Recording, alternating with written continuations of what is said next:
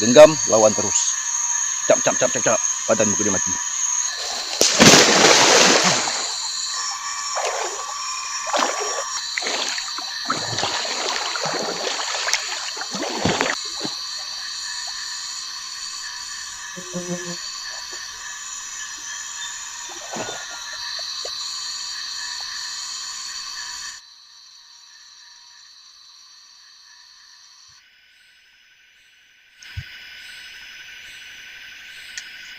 Sini kawasan angin agak kuat sikit ni. Sebab ini kawasan tinggi namanya. Dan aku akan turun ke kawasan agak rendah sikit untuk dari tempat untuk bermalam. Sebab cuaca pun dah semakin nak petang ni. Mungkin akan hujan lagi nanti.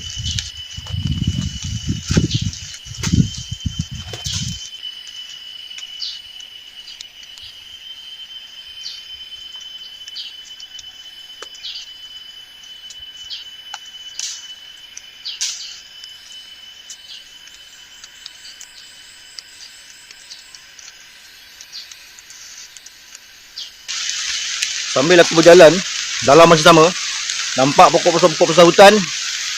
Kita tengok apa yang ada kat pokok hutan tu. Contohlah pokok macam ni kan. Nampak tak pokok ni? Kita tengok ada tak kesan-kesan cakar haiwan buas. Kalau dekat pokok yang kita pusing ada kesan-kesan cakar haiwan buas, elakkan kita bina kemah dekat kawasan-kawasan macam ni. Risiko. Sebab biasanya haiwan buas akan gunakan cara macam tu untuk tanda itu adalah tempat mereka. Tapi alhamdulillah lah, bila dah lama aku pusing, orang sekitar ni tak ada pun sebarang kesan-kesan haiwan buas ditemukan. Sekarang hujan pun dah mula turun.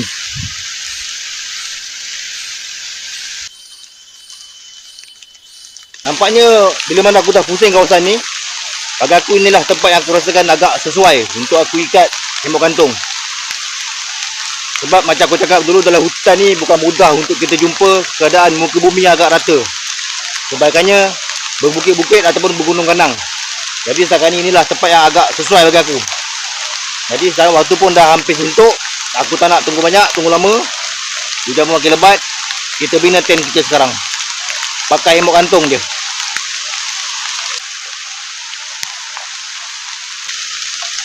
Pokok ni nampak agak sesuai untuk kita ikat tembok gantung sebab dia agak besar. Dan situ pun ada satu lagi. Jadi tak ada risiko untuk patah. Jom kita buat sekarang. First macam biasa. Okey, langkah yang pertama sekali, kita pasang dulu hemok. Bukan hemok, ponco. Sebab hari dah hujan. Kalau hari tak hujan pun pasang dulu ponco. Bila mana ponco dah terpasang, kalau hujan pun tak ada masalah. Paling tidak kita boleh berlindung kat bawah ponco. Sebab hutan ni bila mana dah petang gini, kalau dah hujan, baju kita basah, nak kering bukan senang. Dan satu lagi benda yang kita perlukan adalah tali lah. Sebab itulah aku cakap dekat korang dulu, masuk hutan bawa tali. Jangan nanti nak survival, nak cari akar, nak potong, nak pintal-pintal, nak bawa tali, receh.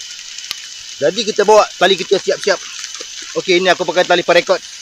Tali ni panjangnya 5 meter. 5 mm pula dah. 4 mm 5 meter. Ikat pada pokok.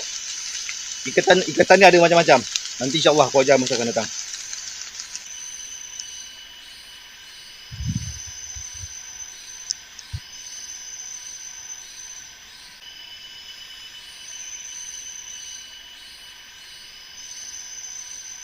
Alhamdulillah hujan pun dah berhenti.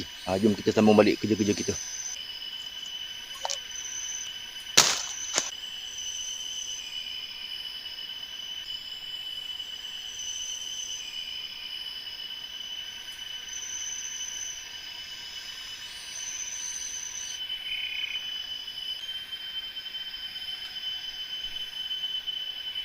Tembok gantung aku pun dah siap. Jadi masa ni aku nak dah kejap. Kemudian cari kayu api. Lepas tu solat. Dalam hutan ni petang-petang ni dia dah jadi agak suram. Kalau aku lambat tadi, kalau tiba-tiba hujan lebat, nasib baik hujan berhenti. Kalau hujan makin lebat tadi, pincang mat. Nampak tak mat? Dalam hutan ni, muka bumi hutan ni susah kita nak jumpa yang agak rata. Jadi aku pun carilah mana-mana tempat yang sesuai. Terus pasang tembok gantung. Nampak tak? Ini dia kelebihan tembok gantung. Tembok gantung ni dalam hutan kalau kita bawa, dekat mana-mana pun kita boleh pasang. Janji kita jumpa pokok yang sesuai, kita pasang. Ni beg ni aku letak macam ni lah. aku tak akan terus letak atas tanah, direct to the point. Sebab aku takut nanti kalau ada ular-ular ke masuk dalam beg ataupun duduk dekat celah beg kan, beg aku pula warna hitam, itu negatif je lah. Nanti aku pasang nanti main pakai beg ni, tak pasal leher aku kena patuk dengan ular saja je aku nanti. Kalau dalam cara tentera, set up emok kantung, kaki mesti boleh jejak ke tanah. Tujuannya bila mana dalam hutan, dalam perang, kalau berlakunya serang hendap, terus bangun, tak terlentang, capai senjata, terus balas serangan. Kalau cara awam pula, korang boleh ikat di tinggi-tinggi. Tapi aku tak selesa sangat kalau ikat di tinggi-tinggi ni. Dia main psikologi. Mulalah nanti fikir macam nak jatuh pun dia.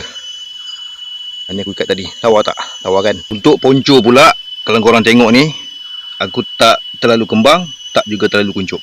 Kalau kita ikat ponco, kan kita pasang ponco dekat emok kantung kita ni, kalau terlalu kembang, nanti kita akan jadi lebih sejuk pada waktu malam. Kalau pula terlalu kuncup, kita dikhawatiri takkan nampak apa-apa yang ada kat sekeliling kita ni. Jadi aku set up ponco ni mengikut kesesuaian untuk aku mengendap malam nanti. Semua kena perhatikan sekeliling. Waktu malam sekalipun. Ni hutan lagi ni. Tenang pun tenang. Dalam tenang ada takut. Sekarang ni aku nak pergi cari kayu api. Tapi scene cari kayu api ni aku tak tunjuk lah. Pasal masa pun dah suntuk. Nanti video ni jadi makin panjang, jadi makin merapu nanti. Bila mana makin merapu nanti aku kena maki pula dengan penonton. Jadi aku tunjukkan apa-apa part yang aku rasakan agak penting je lah. Korang faham-faham sendiri je lah. Yang nak mengada-ngada pula. Okey lah, nanti aku sambung scene akan datang. Kayu api pun dah ada. Tapi tak cukup lagi ni. Lagi aku tambah lagi. Saja buat action sikit. Okey, dah ada kayu api. Jom, aku nak tunjuk pula benda lain. Takkan nak tunjuk kayu api je kan? Mengarut juga. Okey, jom. Kita belajar pula benda lain. Kita belajar sama-sama. Aku tahu korang lagi pandai. Tapi aku nak tunjuk pandai juga. Aku betul apa? Okey, geng. Ingat lagi tak apa yang pernah aku cakap dulu waktu petang? Bila mana hari dah malam dalam hutan ni, kita jangan berharap pada senjata yang kita bawa yang dipanggil pisau ataupun parang sahaja. Kita kena buat senjata survival yang lain. Okey, yang ni aku nak buat tombak survival. Pasal apa? Bila mana waktu malam dalam hutan ni, kita dah kurang nampak dah. Mata kita dah kurang nampak. Jadi buat persiapan dengan senjata yang pelbagai. Pisau wajib ada kepada tubuh badan. Walau apa keadaan sekalipun. Tidur pun kena ada pada badan. Kemudian tombak survival kena ada. Ingat lagi tak? Aku pernah terangkan pasal pisau ni dalam video yang sebelum. Di mana kenapa pada pisau ni ada tali paracord. Okey, gunanya salah satunya adalah untuk kita jadikan tombak survival dalam hutan. Bila mana tombak kita ada unsur besi ataupun unsur benda tajam, daripada besi lah, yang kita pasang pada bahagian depan, itu secara tak langsung akan mempengaruhi psikologi kita untuk rasa lebih yakin. Andai kata kalau berlakunya ancaman. Tapi kalau boleh, kita minta lah dijauhkan daripada ancaman. Dan aku minta pada Allah supaya aku dilindung selama mana aku berada dalam hutan ni, siang ataupun malam. Sebab walaupun kita ada senjata yang sesuai, kita tak mampu untuk menyaingi tenaga haiwan liar dalam hutan. Mudah-mudahan kita dilindung. Mudah-mudahan. Jadi sekarang aku nak pasang pisau ni pada punya tombak ni sebagai persiapan untuk menghadapi ancaman malam hutan. Juga dalam masa sama, pepper spray wajib ada. Dan pada badan aku, walaupun aku tidur, baring, pisau pun wajib ada. Bukan ini saja, dekat pinggang pun akan ada pisau kiri dan kanan, kecuali parang. Sebab parang ni bukanlah satu senjata yang sangat efektif untuk kita melawan. Sebab dia panjang, bila kita baring nanti kita nak ambil memang leceh. Jadi lebihkan pisau pada tubuh badan. Ini cara aku untuk aku ikat pisau ni pada hujung kayu ni. Korang pakailah cara korang sendiri yang mana korang rasa serasi dengan korang. Nak guna apa cara sekalipun, tak ada masalah. Yang penting ikat kukuh pada hujung tombak kita ni.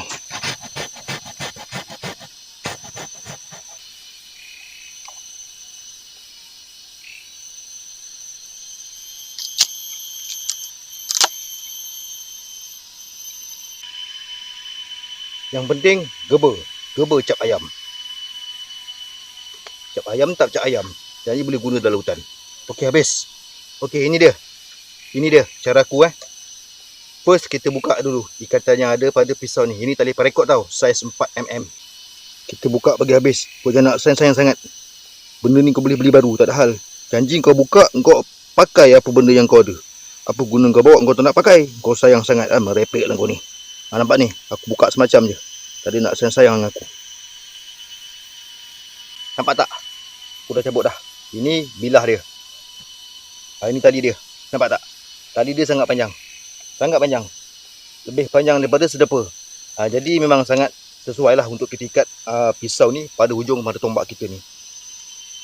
Jadikan ini sebagai satu permainan psikologi yang meningkatkan kita punya keyakinan kita dalam hutan. Ikat letak macam ni. Ini nama dia Al-Hadid. Dalam Quran disebut sebagai Al-Hadid, iaitu makhluk Allah yang mana Allah berikan kekuatan kepada dia. Besi, Al-Hadid. Boleh buka surah Al-Hadid, boleh baca. Cara ikatnya macam ni. Okey, first buat dulu macam ni. Nampak tak? Macam ni. Macam ni. Nampak kan? Kemudian letak bilah pisau ni macam ni.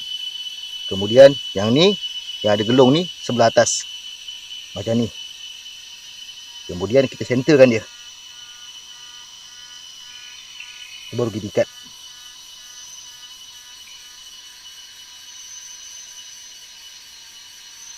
Ikat je macam ni. Benda senang yang kita susahkan diri kita. Pasal dalam hutan kita dah lah kita sesat. Bila mana kita sesat, kita susah, kita derita. Kita pilih pula jalan lagi derita. Ikat bukan cara. Tak ke pening kepala kat situ. Ikatan macam ni nak buka balik mudah. Nampak tak? Benda lawa ikat macam ni. Nampak tak? Yang ni biar kat atas macam ni. Nampak kan? Nampak tak nampak? Ikat je sepatas. Kau jangan takut-takut, tapi ikat tu kena kuat lah, kena kemas. Pasal benda ni kau nak pakai sebagai senjata untuk pertahankan diri kau waktu malam hari dalam hutan.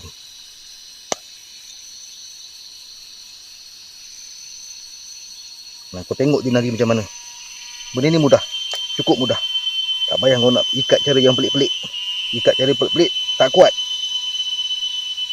Ingat kata-kata aku. Engkau dalam hutan kau sesat, engkau susah, engkau derita. Jangan kau susah-susahkan lagi diri kau.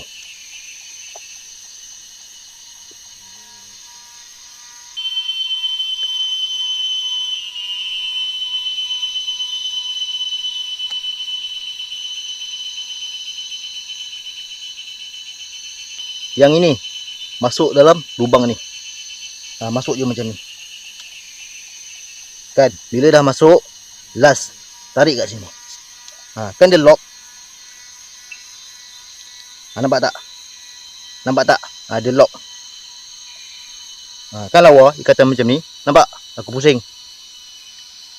Nampak tak nampak? Nampak tak? Nampak tak macam mana? Nampak kan? Ini baru tombak nama dia. Okey, lebihan tali ni kita kemaskan dia. Lilit. Lilit lawa-lawa. Jangan kau biar selebih macam tu. Kau pakai spender pandai pula kau bagi kemas. Yang kau bila mana tombak survival kau bagi selebih macam tu. Itu semuanya risiko atas diri kau. Bahaya. Kali ni kau jangan takut. Semakin dia basah, semakin dia kuat ikatan dia. Sekarang tombak survival aku pun dah siap. Yang mana korang nampak pada ujung tombak ni terdapat bilah pisau yang aku dah sediakan, yang aku dah ikat kemas. Ini guna dia untuk kita pertahankan diri kita pada waktu malam hari dalam hutan. Sebab bila mana malam hari dalam hutan, mata kita tak akan lagi dapat tengok dengan jelas. Kita perlu berharap pada lampu pula. Juga dalam masa sama, telinga kena pasang untuk kita dengar pergerakan sekeliling hutan pada waktu malam. Jangan pernah abaikan benda-benda macam ni. Pasal ini hutan. Sangat-sangat berisiko kalau kita mengabaikan kita punya keselamatan diri. Kalau kita abaikan keselamatan diri kita, kalau jadi apa-apa, padan muka kau.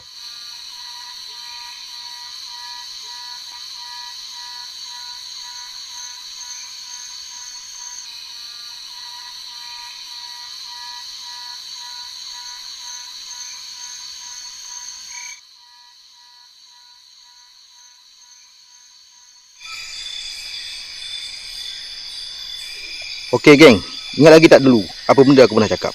Masuk hutan bawa kapas medik kan yang bulat-bulat tu dengan minyak rambut zaitun ataupun safi. Kenapa? Okey, hari ni aku nak tunjukkan dengan korang. Kita akan nyalakan api, cara teknik survival. Tapi ini tak adalah food survival, ini kira separa survival. Guna ferro rod ataupun fire starter. Caranya cukup mudah. Jom kita nyalakan api sekarang.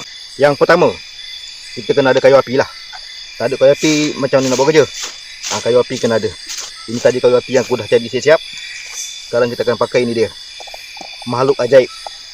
Tapi ini bukan duduk dalam poket Doraemon. Ini duduk dalam beg ilmu hitam. Caranya mudah. Ambil satu macam ni. Kemudian kita tarik-tarik sikit. Ini aku dah letak minyak ni. Minyak aku dah letak. Letak macam ni. Seterusnya. Ini letak tepi. Kita pakai fire starter. Ataupun ferro rod. Kalau nak sebut fire starter boleh, ferro rod pun boleh. Tak rosa pun. Ini magnesium rod. Ini fire rod. Caranya mudah macam ni je. Kan menyala api kita. Nampak tak?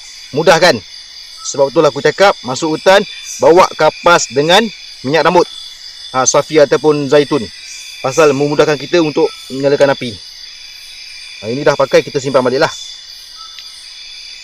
Simpan balik. Tak nanti hilang. Ada masalah besar. Okey, tambah lagi. Kau jangan nak takut-takut. Kau tambah aja lagi. Biar api dia senang. Kemudian ambil kayu api, kita letak. Kalau waktu pun dah api malam dalam hutan ni. Macam ni cara dia. Kan senang. Kita masuk hutan, kita buat persiapan. Supaya kalau jadi apa-apa kita sesat dalam hutan, kita mudah nak hidup. Ini contoh. Korang kena buat macam ni juga. Jangan nak malas sangat, jangan nak sombong sangat. Tak yakin? Tambah lagi. Kau jangan takut. Kapan ni banyak aku bawa. Letak je lagi. Dia menyala api dia. Kita tunggu dia besar sikit. Kita letak lagi kayu api nanti. Okey. Kayu pun aku dah tambah. Kita tunggu pula api jadi semakin marak. Lepas tu kita relax-relax. Santai-santai. Kau jangan takut. Tak ada benda yang kau nak takut dalam hutan ni.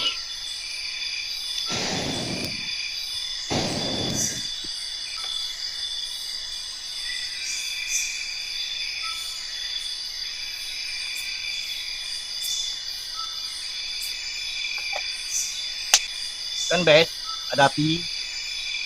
Tapi api ni ada dua teori. Pertama, dalam hutan, dalam kaedah survival, bila mana kita nyalakan api, pertama ada kebarangkalian untuk mengundang haiwan buas hutan. Kedua, ada kebarangkalian untuk mengelak haiwan buas hutan. Kenapa? Sebab api adalah unsur haba. Pada waktu malam dalam hutan sangat sejuk. Jadi binatang juga memerlukan haba. Jadi di situ ada kemungkinan haiwan buas akan datang. Dan ada kemungkinan haiwan buas takut tengok api. Tapi lebih baik ada api. Asal sekurang-kurangnya kalau jadi apa-apa, kita nampak. Api jangan diabaikan.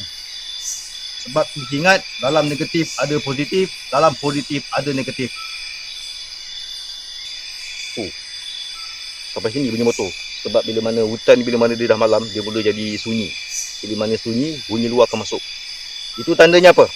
Itu tandanya kita dah tidak jauh daripada jalan luar. Itu tandanya. Okey, itu adalah salah satu pandu arah hutan yang kita boleh jadikan pada sumber-sumber alam ni. Bunyi motor pun termasuk dalam sumber alam untuk kita ambil sebagai pandu arah untuk kita tahu yang kita ni dah semakin dekat dengan jalan luar ataupun belum. Itu salah satu yang boleh kita gunakan.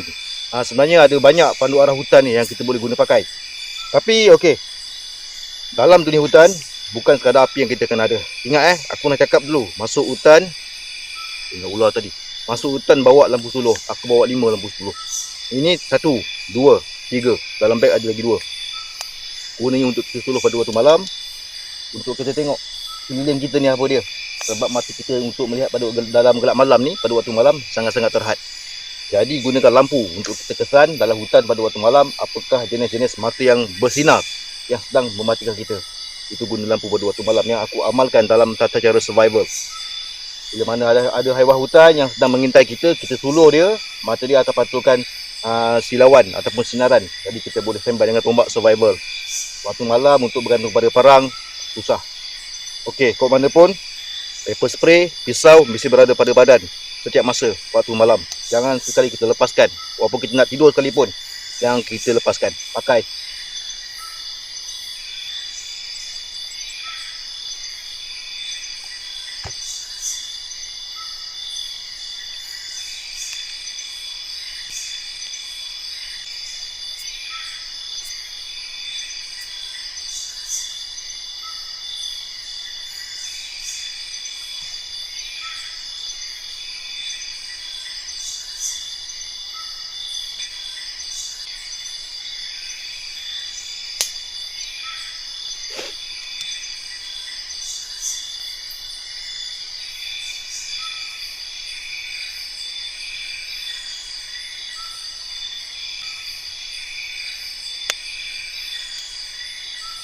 Untuk malam, aku takkan makan sangat walaupun aku lapar sekalipun, sebab aku nak mengelakkan daripada sakit perut.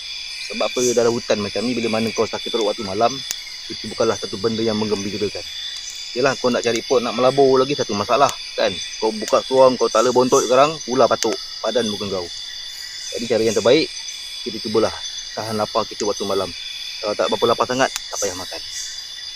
Jadilah makanan-makanan aku tu yang aku bawa tu, sikit-sikit tinggal. Tapi lebih baik aku fikir malam ni kurangkan makan untuk kesempatan diri. Itu yang aku cakap, dalam hutan ni apa yang kita rasakan negatif adalah positif, apa yang kita rasakan positif adalah negatif. Kita makan, kita kenyang, hati senang, itu positif.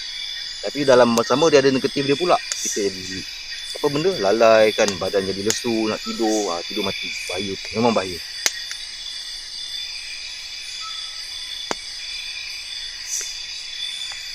Tenang di mana ada api ni. Ke mana pun biarlah api ada, apa-apa jadi kita nampak.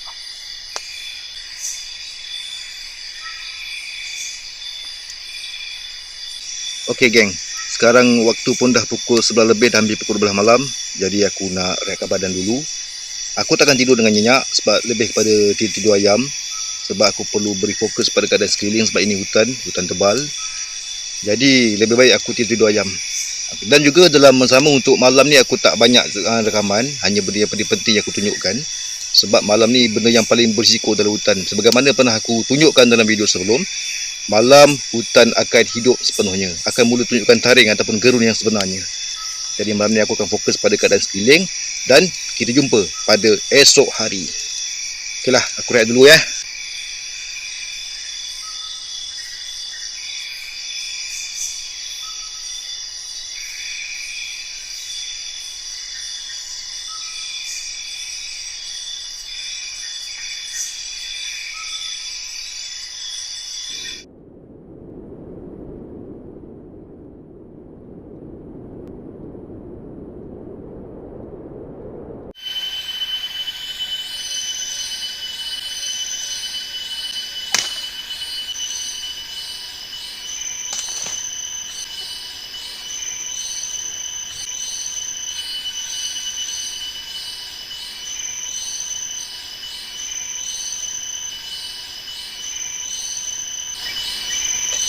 Dalam pelajaran survival, salah satu cara untuk kita dapatkan sumber air dalam hutan adalah dengan kita cari akar.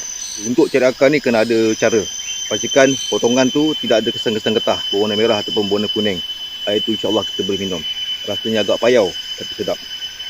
Dalam hutan ini adalah kaedah yang kita boleh gunakan dalam tata cara survival untuk kita teruskan hidup kita dalam hutan. Kalau kita sesat dalam hutan.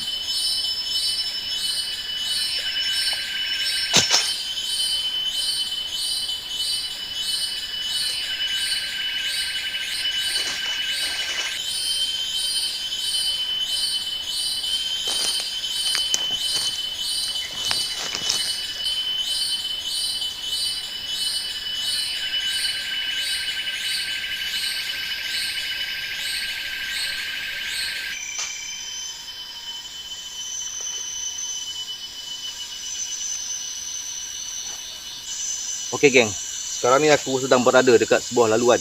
Tapi ini adalah laluan balak dalam hutan. Tapi dah lama dah ditinggalkan, dah tak diguna pakai. Jadi bila mana lalu dekat pesan laluan balak macam ni, aku teringat satu benda yang aku nak kongsikan dengan korang.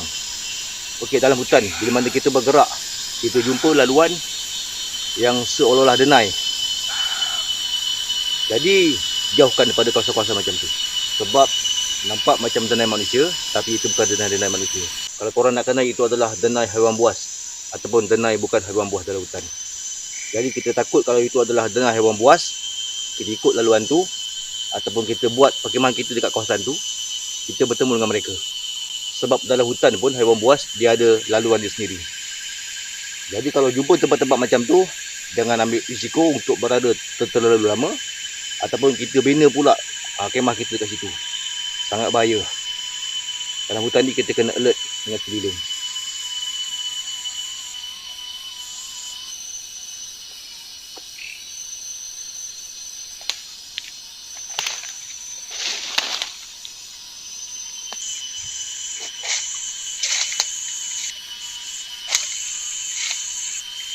Busuk ananai, pokok salak. Okey, geng-geng sekalian. Dalam kaedah survival ataupun dalam tata cara survival hutan, ananai adalah salah satu unsur yang boleh tambah kalori kita dalam badan kita ni dengan cepat. Sebab bila mana kita bergerak dalam hutan, agak penat sebab dia off-road. Jadi memang cukup-cukup memenatkan. Jadi salah satu dalam pelajaran survival untuk kita tambah jumlah kalori dalam badan kita dengan cara cepat. Tapi taklah cepat mana. Salah satunya adalah dengan cara kita makan ananai. Okey, ini adalah busuk ananai. Ini parang. Aku akan pecahkan sedikit bahagian. Korang jangan takut. Pecahkan sikit, nanti esok dia akan bawa balik. Ini kita buat untuk tujuan survival. Untuk kita makan. Caranya sangat mudah. Nampak kan? Sini ada ananai. Kemudian kita gunakan pisau.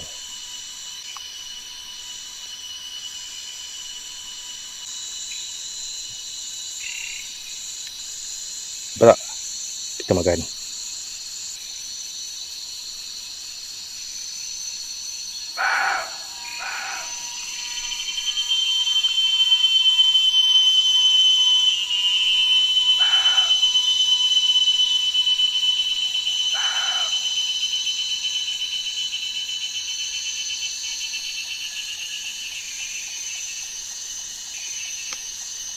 Okey, dalam tata cara survival untuk hidup, kau tak boleh geli.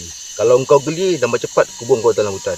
Aku tunjuk benda-benda gini bukan untuk suka-suka, tapi untuk tujuan pelajaran dalam tata cara ataupun metodologi survival kalau kita sesat dalam hutan. Okey, rasa ananai ni ada agak rasa macam lemak-lemak sikit. Tapi makan dia makan yang kuning tu saja. Ambil makan yang kuning tu, kepala dia kita buang lah. Ambil lagi makan yang kuning, kita buang. Okey, tujuannya untuk tambah kalori dalam badan kita sebab kita dalam hutan off-road. Jadi kita penat.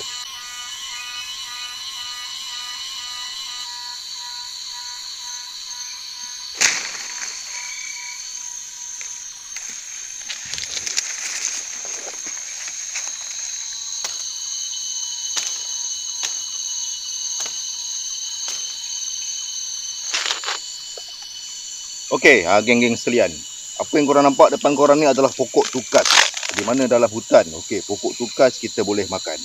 Okey, ni pula abuk muding. Abuk muding ni kita boleh ambil untuk menyalakan api dalam hutan. Pokok tukas, kalau jumpa ini adalah salah satu makanan yang boleh kita adaptasikan dalam hutan dalam tujuan survival hutan. Nak makan mudah je, umut berada pada tengah-tengah.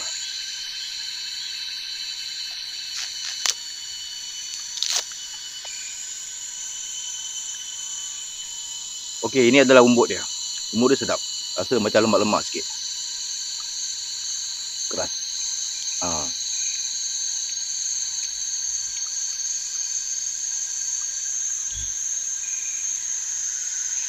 Alhamdulillah, sedap.